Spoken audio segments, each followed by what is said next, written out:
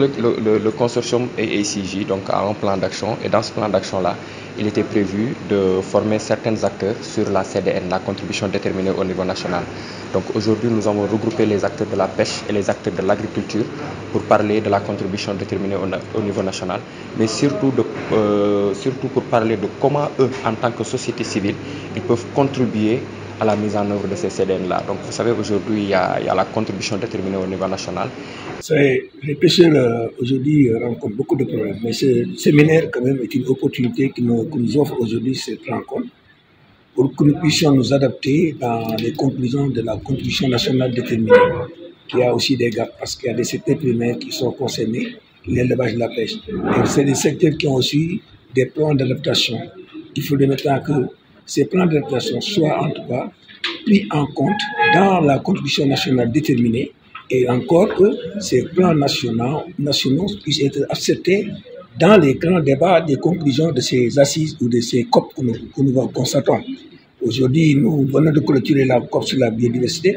On a aussi la COP 27 qui a clôturé et toutes ces recommandations se recoupent aujourd'hui sur un plan mondial de biodiversité, mais il ne faut pas que nous soyons dans cet axe pour oublier que dans le plan mondial de l'environnement, on aurait beaucoup à tirer profit pour un secteur comme la pêche qui aujourd'hui va cohabiter avec l'exploration et l'exploitation du pétrole et du gaz.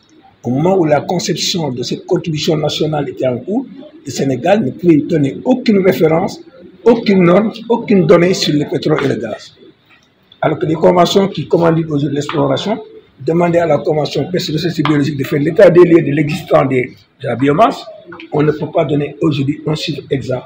Et vous constatez la disparité des poissons, donc la disparité du métier. Toutes les difficultés que rencontre aujourd'hui le secteur de la pêche sont liées à une non-maîtrise en tout cas des données et nous voudrions qu'il y ait une adaptation, une harmonisation des points de vue, mais une vision commune pour que nous puissions articuler les conventions de l'environnement aux conventions de la pêche. Ces genres d'ateliers où vraiment la société civile cherche à contribuer.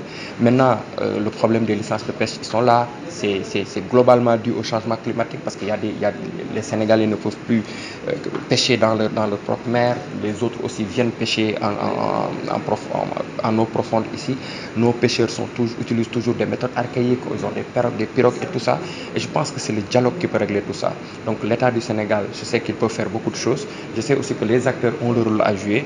Maintenant, il faut dialoguer, il faut trouver des solutions pour que tous ces problèmes-là soient réglés. Surtout dans ces secteurs-là qui sont vraiment très sensibles et où on rencontre beaucoup de problèmes.